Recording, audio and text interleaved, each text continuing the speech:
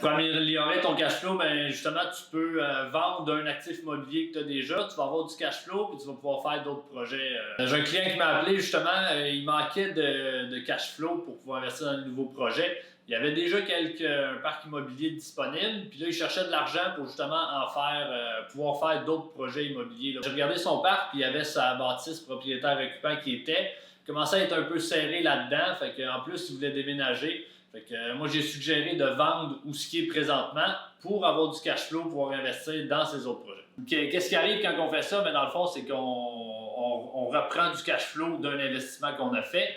Donc, à partir de là, on peut peut-être avoir, ça nous crée une richesse de 1 ou 2 millions, ou peu importe le montant.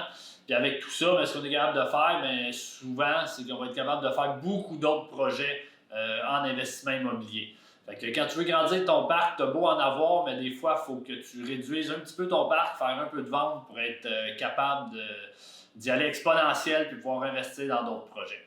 Justement, nous, on est un peu dans la même situation. On a aussi notre siège social où on est propriétaire occupant.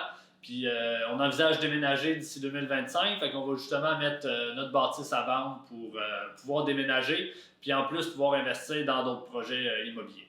Si c'est ton premier projet immobilier aussi et tu veux commencer là-dedans, même si tu penses que tu n'as pas assez d'argent ou tu n'as pas le cash flow nécessaire, il y a des solutions aussi qui sont disponibles pour ça.